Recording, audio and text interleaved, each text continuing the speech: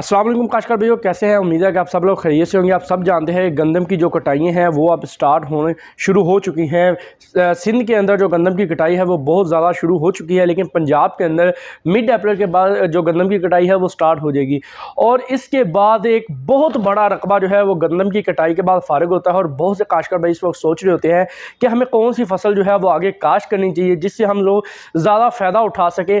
लेकिन उससे पहले काशकार भाइयों चंद बातों का भी ख्याल रखना पड़ता है। लेकिन इस वीडियो के अंदर मैं आपको ऐसी चंद फसलात भी बताऊंगा और वो बातें भी बताऊंगा जिनको अगर आप अपनाएंगे तो यकीनी बात है कि आप लोग एक अच्छी खासी पैदावार जो है हासिल कर सकते हैं।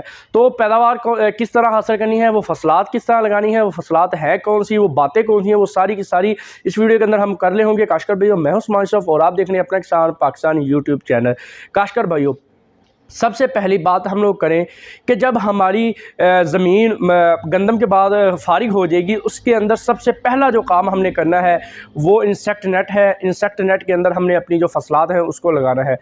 आप लोग अगर अप्रैल और सितंबर के अंदर महीने के अंदर अगर आप लोग खीरा इंसेक्ट नेट के अंदर लगा लेंगे तो बड़ा ही बेनिफिट आप लोग हासिल करेंगे, क्योंकि जितना भी खीरा जो शापर के अंदर लगा हुआ होगा नवंबर दिसंबर का, वो सारा का सारा खीरा जो है जब तक आपका ये लगाया हुआ खीरा आपका फ्रूटिंग पे आएगा वो खीरा ख़त्म हो जाएगा। और मार्केट में उस खीरे की शॉर्टेज होने की वजह से आप एक अच्छा खासा रेट हासिल कर सकते हैं। लेकिन इंसेक्ट नेट का जो काम है वो थोड़ा सा महंगा होता है, इस वजह से लोग उससे गुरेज करते हैं, उसके अंदर जो खीरे की काश्त है वो नहीं करते। वैसे भी इंसेक्ट नेट के अंदर जो खीरा लगाया जाता है, बाज़ खीरे की वैरायटियाँ इस तरह की हैं जिनकी प्रोडक्शन जिनकी पैदावार ज़्यादा है, उनके बीज थोड़े से महंगे मिलते हैं, लेकिन उनसे हम लोग एक अच्छा खासा फ़ायदा हासिल कर ले होते हैं।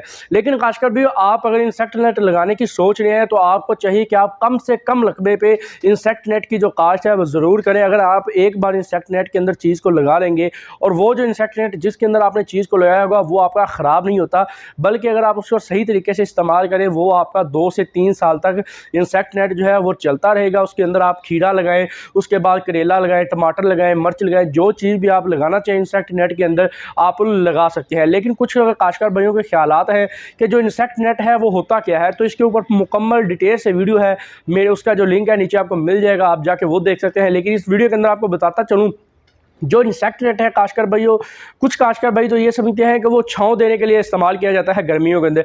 ऐसी कोई बात नहीं है। इंसेक्ट नेट जो होता है वो एक बरीक किस्म की जाली होती है जो कीड़े वगैरह जो मक्खियाँ वगैरह हैं उनको गुजरने में दुश्वारी बनाती है, उनको गुजरने नहीं देती। अगर वो मक्खियाँ गुजरेंगी तभी हमारा जो फ्रूट हो, जो हमारी फसल होगी वो ख़राब हो जाती है। उसके अंदर मुख्तलिफ़ किस्म की बीमारियाँ और होती हैं, डंग लग रहा होता है, वायरस वगैरह के जो मसले मसाइल हैं वो पैदा हो रहे हैं।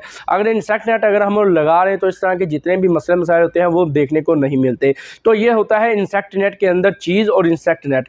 इसके बाद अगर हम लोग बात करें अगली फसल की तो वो करेले की फसल है। जी हाँ काशकर भाइयों, करेला एक ऐसी फसल है जो बहुत लंबा चलता है और एक अच्छी खासी प्रोडक्शन देता है और मार्केट से अच्छा खासा आपको मुनाफा भी देखने को मिलता है। करेले की काश्त हर एक ज़मींदार जो है अपने फार्म के ऊपर लाजमन करता है, क्योंकि जो करेला होता है उसका कभी ना कभी टाइम ऐसे भी आ जाते हैं जब रेट कम हो जाते हैं, लेकिन बाद औक़ात ऐसे भी टाइम होते हैं जब उसके जो रेट होते हैं वो आसमान को जा लगते हैं, इतनी ज़्यादा उसकी डिमांड हो जाती है, लेकिन बाहर से उसकी जो सप्लाई है वो कम हो जाती है और सप्लाई कम होने की वजह से जो उसकी रेट्स होते हैं वो बहुत ज़्यादा हो जाते हैं। और करेला एक लंबी चलने वाली फसल है।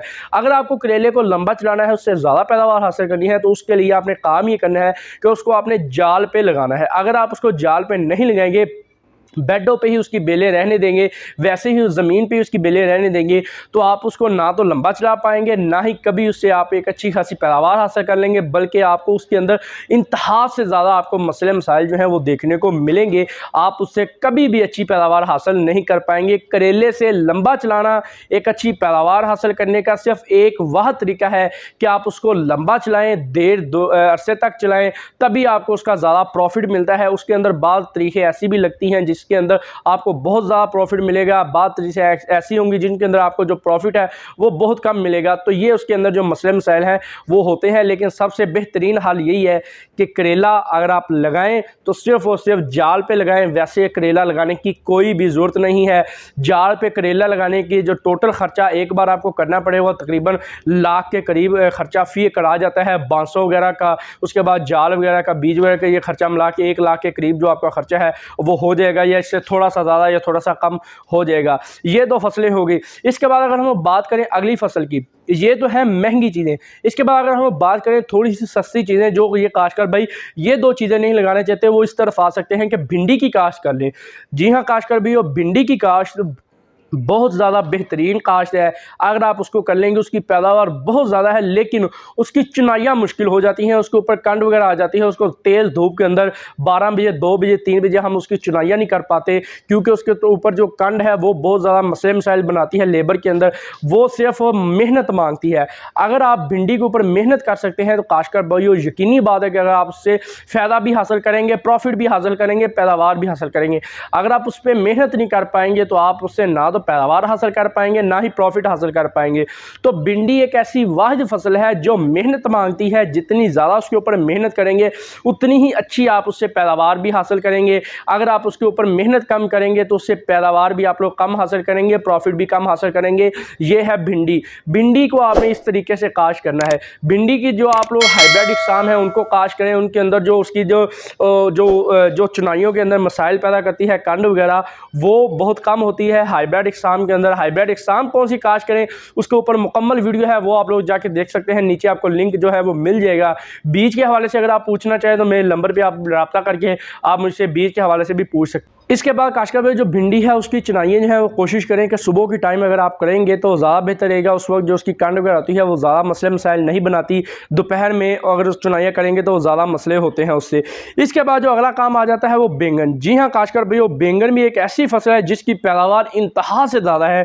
उससे मुनाफा भी बहुत ज़्यादा होता है, लंबा चलती है, लेकिन बड़ी अच्छी पैदावार देती है। लेकिन उसके अंदर सिर्फ एक ही मसला सबसे ज़्यादा आता है, मक्खी का या सुंडी का।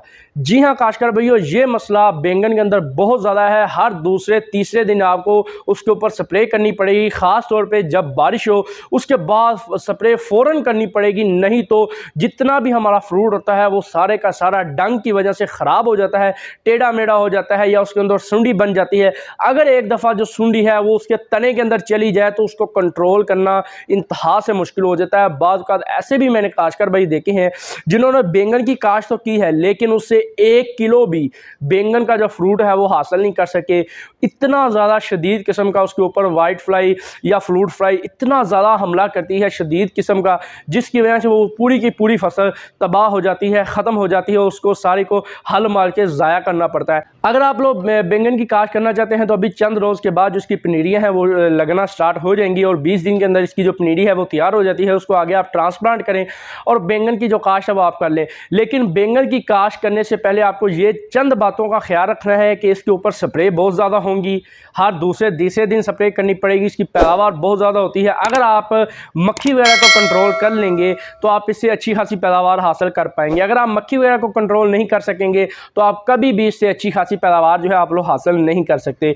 ये हो गया इसके अंदर ये मसला मसाइल जो है मक्खी का और स्प्रे का सबसे ज़्यादा देखने को मिलता है। इसके बाद अगर हम बात करें मर्च, जी हाँ काश्तकार भाइयों, इस माह के अंदर अगर आप मर्च की जो काश्त है वो डायरेक्ट पनीरी के साथ अगर आप लोग करना चाहें तो आप लोग कर लें। अगर आपको कहीं ना कहीं से पनीरी तैयार की हुई मिल जाती है तो जो मर्च की काश्त है वो आप लोग कर सकते हैं। मर्च भी आपको एक अच्छी खासी पैदावार दे जाएगी और उससे आप लोग अच्छा खासा मुनाफा भी हासिल कर लेंगे। जब तक आपको रेट अच्छा मिलता रहे तो उसको ग्रीन चिली जो सब्ज़ होती है, सब्ज़ मर्च है, वो आप मार्केट में सेल करते रहें। और जैसे ही आपको रेट अच्छा ना मिले तो आप उसको रेड के अंदर तब्दील करके उसको खुश्क करके सेल कर लें, वो उससे भी ज़्यादा महंगी बिकती है। तो इस तरह से मर्च की जो काश्त है वो अभी आप लोग कर सकते हैं।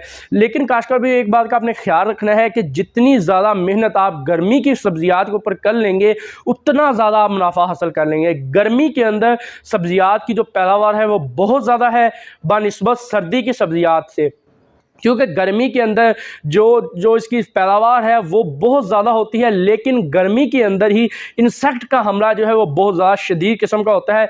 इतनी ज़्यादा हमारी सब्ज़ियाँ, इतनी ज़्यादा हमारी फसलात गर्मी की वजह से तबाह ख़राब नहीं होती जितनी ज़्यादा हमारी सब्ज़ियाँ फसलात इंसेक्ट के अटैक की वजह से तबाह ख़राब हो जाती हैं। अगर आप गर्मी की फसलात के ऊपर, सब्जियात के ऊपर मेहनत और इन इंसेक्ट्स को कंट्रोल कर लेंगे तो आप उसको एक लंबे अरसे तक भी चला लेंगे, उससे अच्छा खासा मुनाफा भी हासिल कर लेंगे और और एक अच्छी खासी फसल भी, जो कामयाब फसल है, वो आप लोग हासिल कर सकते हैं अगर आप लोग गर्मी के अंदर इंसेक्ट को कंट्रोल कर लेंगे। तो ये चंद वो फसलात हैं जिनको आप गंदम की काश्त के बाद आप लोग काश्त कर सकते हैं और उनसे अच्छा खासा प्रॉफिट, मुनाफा हासिल कर सकते हैं। काश्तकार भाई, उम्मीद है कि आपको ये वीडियो पसंद आई होगी। अगर ये वीडियो पसंद आई है तो इस चैनल को लाजमन सब्सक्राइब कीजिएगा, इस वीडियो को अपने दूसरे काश्तकार भाइयों के साथ जरूर शेयर कीजिएगा ताकि उनको भी पता चल सके कि हमें जो गंदम की काश्त के बाद कौन सी सब्जियात या फसलात